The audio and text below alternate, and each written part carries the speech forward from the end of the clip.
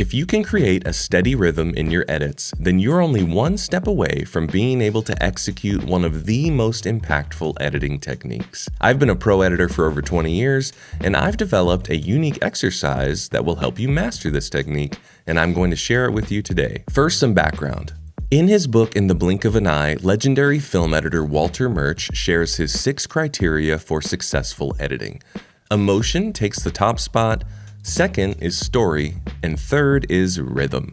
Rhythm is defined as a strong, regular, repeated pattern of movement or sound.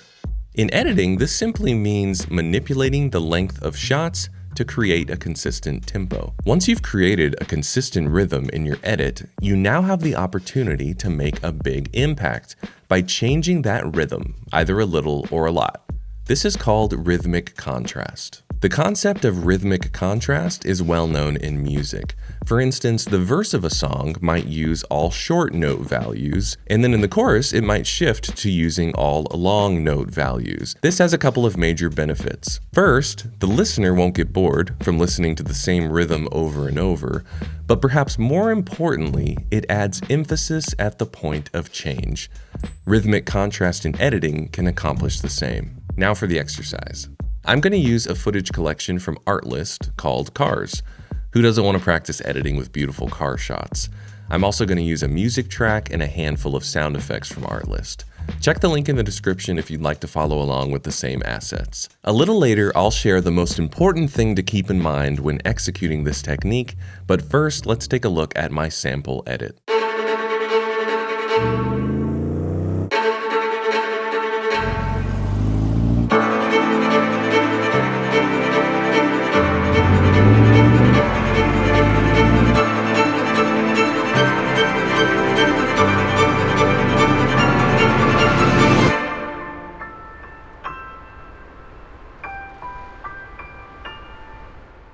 Let's take a look at what's going on in this edit. You might remember at the beginning of the video, I shared 2 editing criteria that are ahead of rhythm.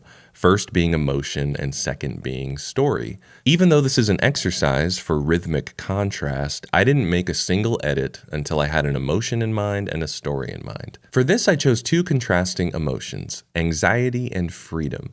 And the story is very basic. I wanted to convey a sense of anxiety when you're stuck in the city driving in traffic and contrast that with the freedom you feel driving on the open road. One tip that I think really helps when you're working on your rhythm or rhythmic contrast is to try single track editing like I have here.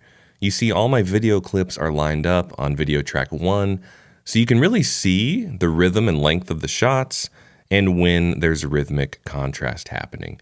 Now I know all of our brains work differently and you might do your best work using lots of tracks, lots of layers, but I would urge you to give this a shot. So let's take a quick look at where I've used rhythmic contrast, and I've actually color-coded some of the clips to make it even more obvious.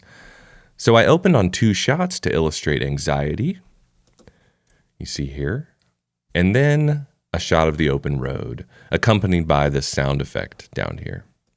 Then I repeat that motif, another 2 shots to convey anxiety, then a beautiful shot of the open road.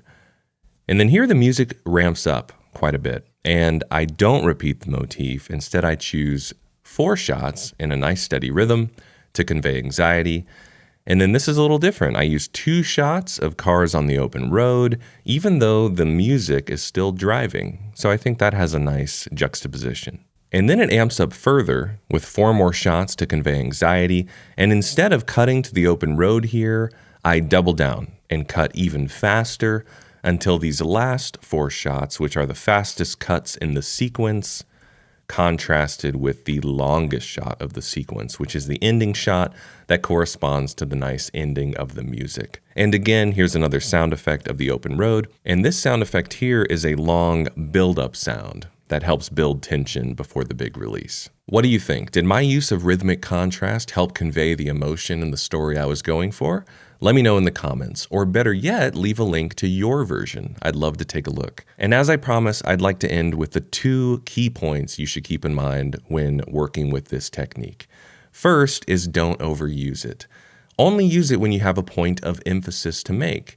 Otherwise, it might feel gratuitous and it'll fall flat. Second, the bigger The contrast, the bigger the emphasis. So when you have a big point to make, use a big rhythmic contrast. When you have a small point to make, use a small rhythmic contrast. If you got value out of this video, please subscribe, and you might want to check out my free editing guide, which you can download at the link in the description. And now that you know how to use rhythmic contrast, you should watch this video next. Happy editing.